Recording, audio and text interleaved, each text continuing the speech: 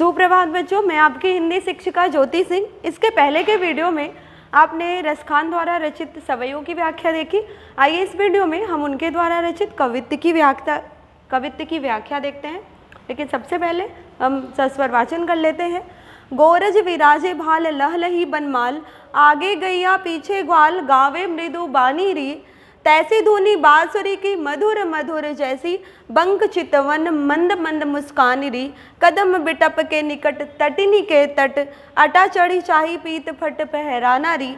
रस बरसावे तन तपनी बुझावे नैन, प्राणनी रिझावे वह आवे रस खान री। प्रस्तुत कवित्त में रसखान जी ने सायंकाल के समय श्री कृष्ण के वन से लौटते हुए अद्भुत सौंदर्य का अनुपम चित्र उकेरा है। या आप ये कह सकते हैं कि सायंकाल के समय जब श्री कृष्ण वन से वापस आ रहे थे गोकुल में, तो उस समय उनका जो अद्भुत, जो रमणीय मनमोहक सौंदर्य था, उसका अनुपम चित्र अंकित किया है रसखान ने इन सवैयों में।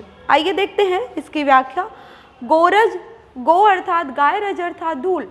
जब गाय चलती है तो उसके खुर से धूल उड़ती है। वही यहाँ पे कहा गया है कि गोरज, भाल अर्थात मस्तक, लहलही लहला रही है, वनमाल अर्थात वन के फूलों की माला।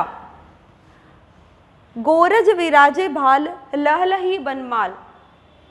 गोपी अपनी दूसरी सखी या दूसरी गोपी से कहती है कि हे सखी, गोरज विराजे, श्री कृष्ण के माथे पर गाय के खुर से उड़ी हुई धूल अत्यंत ही सुशोभित हो रही है। गोरज विराजे भाल, विराजे सुशोभित होना, गोरज गाय के खुर से उड़ी हुई धूल, भाल अर्थात मस्तक।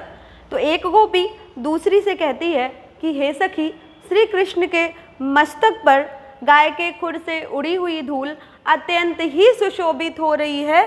लहलही बनमाल, और उनके गले में वन फूलों की माला लहलहा रही है। लहलही बनमाल, और उनके गले में वन पुष्पों से निर्मित माला लहलहा रही है। आगे गैया, आगे आगे गाय, पीछे ग्वाल, पीछे पीछे ग्वाल वाले। गावे मृदु बानी रे, मृदु अर्थात मधुर, वाणी अर्थात वाड़ी, मधुर वाड़ी में गाते हुए चले आ रहे हैं।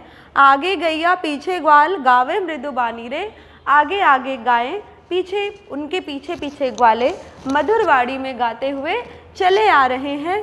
तैसी धुनी बांसुरी की मधुर मधुर जैसी, जैसी ध्वनि बांसुरी की है, तैसी धुनी बांसुरी की मधुर मधुर जैसी। बंक चितवनी, चितवनी दृष्टि, बंक टेढ़ी, मंद मंद मधुर मधुर मुस्कुराहट। तैसी धुनी बांसुरी की मधुर मधुर जैसी, जैसी मधुर उनके बांसुरी की ध्वनि है, वैसी ही मधुर उनकी टेढ़ी चितवन और उनका मंद मंद मुस्कुराना है। अर्थात बांसुरी की ध्वनि, उनकी बंकिम दृष्टि और उनकी मंद मंद मुस्कुराहट सभी मधुर प्रतीत हो रहे हैं। कदम बिटप के निकट, विटप वृक्ष, कदम कदम्ब, तटिनी यमुना, तट किनारे। हे सखी, अटा चढ़ी, अटा मतलब अट्टालिका, हे सखी अट्टालिका पे चढ़कर, कदम बिटप के निकट, कदम के वृक्ष के पास, तटनी के तट, यमुना के किनारे, पीत पट फहराना री। उनके पीले वस्त्रों को फहराते हुए तो देख, या उनके पीले वस्त्रों को फहराता हुआ देखना चाहिए। कदम बिटप के निकट, तटिनी के तट, कदम के वृक्ष के पास, यमुना के किनारे। हे सखी, वो सखी अपनी दूसरी सखी को भी प्रेरित करती है कि वो भी कृष्ण के इस अद्भुत सौंदर्य को, अनुपम सौंदर्य को देखे। इसलिए कहती है कि हे सखी, अट्टालिका पे चढ़कर कदम के वृक्ष के पास। श्री कृष्ण कहाँ है? कदम के वृक्ष के पास है। और कदम का वृक्ष कहाँ है? यमुना के किनारे पे। वही वो कहते हैं कि हे सखी, अट्टालिका पे चढ़कर कदम बिटप के निकट, कदम के वृक्ष के पास, यमुना के किनारे, उनके लहलहाते हुए या उनके पीले वस्त्रों को फहराते हुए तो देखो, या देखना चाहिए। रस बरसावे, उनका वो अद्भुत सौंदर्य, उनका वो अनुपम रूप रस की वर्षा कर रहा है।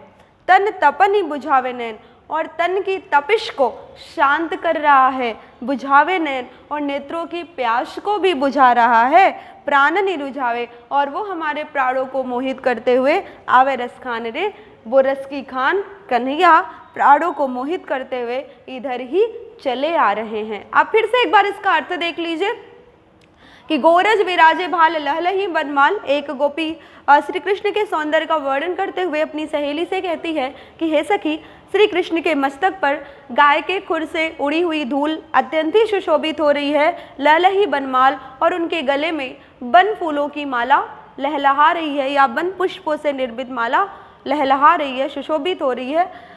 आगे गैया पीछे ग्वाल, आगे आगे गायें, उसके पीछे पीछे ग्वाले मधुर वाड़ी में गाते हुए चले आ रहे हैं। तैसी धुनी बांसुरी की मधुर मधुर, जैसी जैसे ही उनके बांसुरी की मधुर ध्वनि है वैसी ही मधुर उनकी टेढ़ी चितवन और उनके मंद मंद मुस्कुराना है। आप ये कह सकते हैं कि जो उनकी बांसुरी की धुनी है, या फिर जो उनकी टेढ़ी दृष्टि है, या जो उनकी मुस्कुराहट है, जो धीरे धीरे मुस्कुरा रहे हैं, सब ही मधुर प्रतीत हो रहे हैं।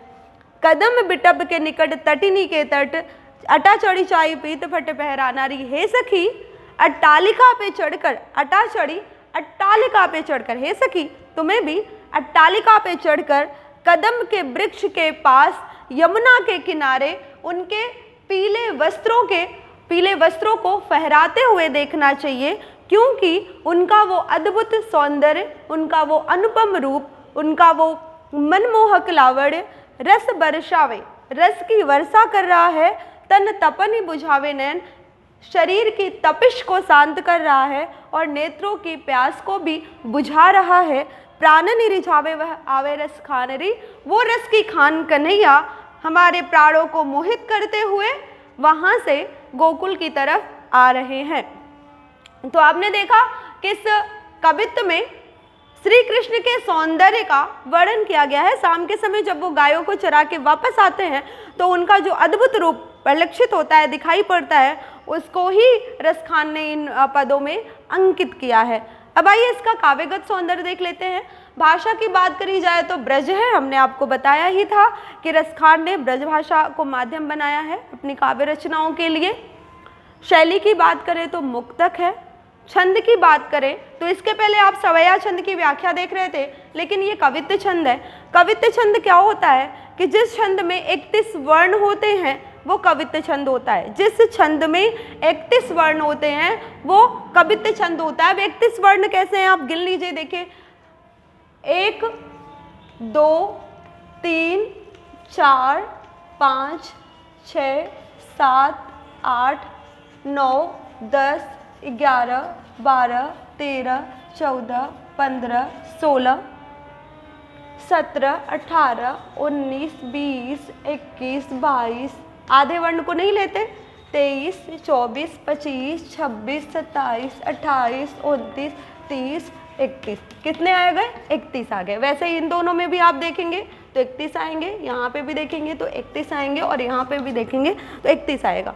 ठीक है, तो कवित्त छंद हम उसको कहते हैं जिसमें वर्णों की संख्या कितनी होती है? 31 होती है। रस की बात करें तो चूंकि श्री कृष्ण के सौंदर्य का वर्णन किया गया है, इसलिए रस आपका क्या होगा? श्रृंगार होगा। और जहाँ पे रस श्रृंगार होता है वहाँ पे गुण क्या होता है? माधुर्य होता है। शब्द शक्ति सीधे सीधे अर्थ निकल के आ रहा है, इसलिए शब्द शक्ति क्या हो जाएगी? अविधा हो जाएगी। ठीक है, गुण माधुर्य है, शब्द शक्ति अविधा है। अलंकार छूट रहा है तो अलंकार क्या है? अनुप्रास है। साथ ही साथ पुनरुक्ति प्रकाश है। पुनरुक्ति प्रकाश क्या होता है कि जहाँ पे शब्दों की आवृत्ति होती है लेकिन अर्थ एक होता है। तो आप देखेंगे ये जो मंद मंद शब्द 2 बार आया है लेकिन अर्थ एक ही है, मधुर मधुर शब्द 2 बार आया है लेकिन अर्थ एक ही है, इसलिए अलंकार इसमें पुनरुक्ति प्रकाश भी है और अलंकार अनुप्रास भी है। ठीक है, धन्यवाद।